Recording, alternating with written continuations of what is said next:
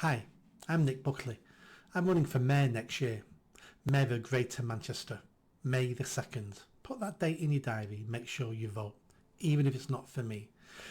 So, what we're going to do, what we're going to talk about. Let's talk about crime. Are you fearful of crime? Well, you should be. It ruins people's lives. I should know. I've spent 2 decades dealing with the aftermath of crime, supporting victims, supporting the offenders, trying to stop them offending. But what do you think? Where do you live in Greater Manchester? Is crime a worry for you? It's a worry for everybody I know. But what can we do about it? Not much really. We've got to rely on the police. And the police are controlled by the mayor. Yes, the mayor. The mayor of Greater Manchester is also the police crime commissioner. That's a fancy American title. But what does that mean? That means he's the boss of the police. He's not a police officer. But he's the one who develops the strategies. He's the one who holds the chief constable accountable. He's the one that when people aren't happy, he's the one who should be pulling the police in, holding them to account, asking what's going on. You're being paid for by the taxpayer. This isn't good enough. Or he should be saying, what are your problems? What are your blockages? What's stopping you being a better police force? Because my job is to help you be a better police force. That's what you should be doing.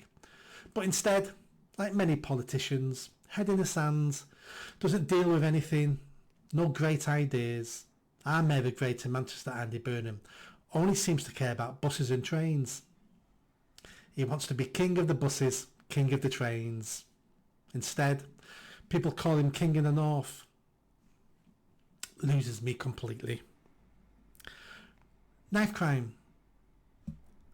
Who isn't afraid of knife crime?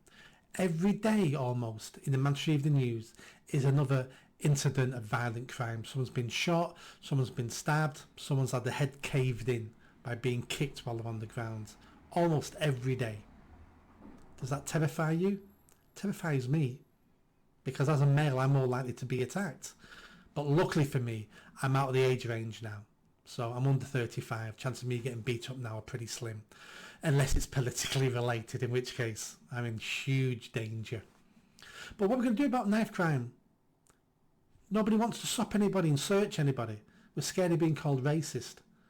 But if we stop and search people, do you know what we're going to do? We're going to save young black men from dying. How can that be racist? Speak to their mums and dads and say to them, do you want us to take more knives off the streets? They'll say yes, because it's my son who's going to die if we don't. So none of this is racist. It's about cutting crime.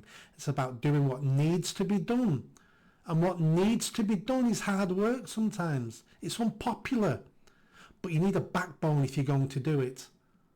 Luckily for me, I've got a big backbone. Because I don't care what people think. I don't care what people say about me. All I care is about leaving Greater Manchester in a better position than when I found it.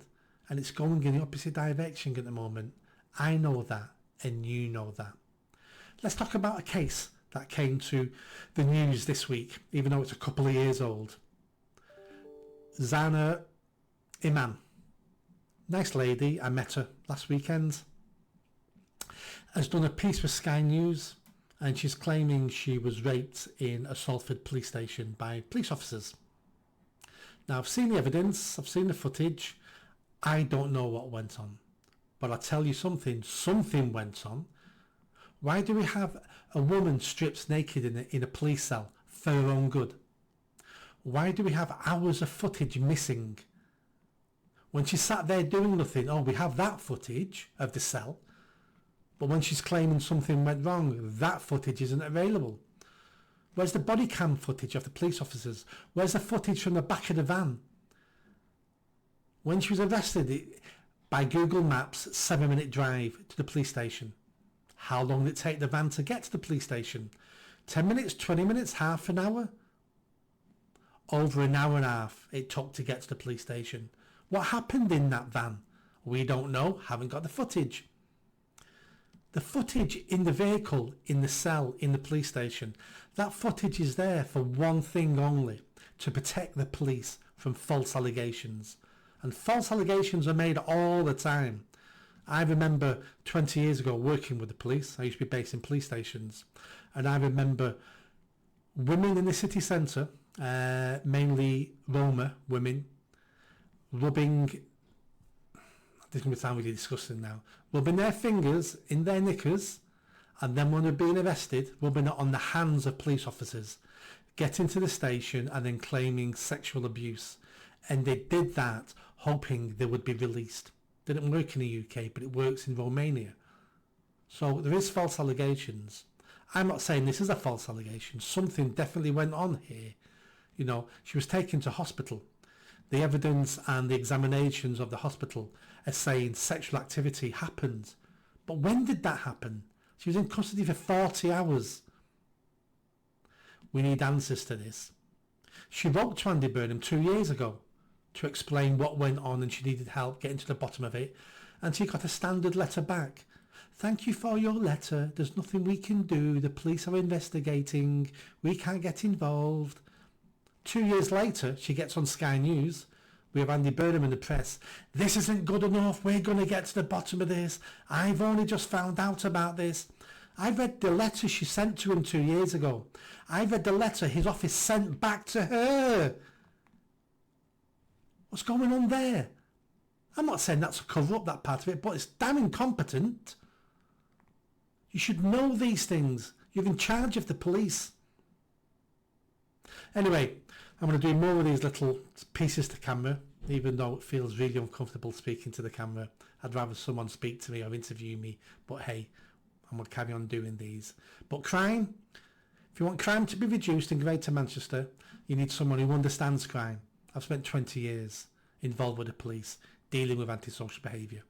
If you want someone who knows how the police work, well, I've been based in police stations. I've trained police officers.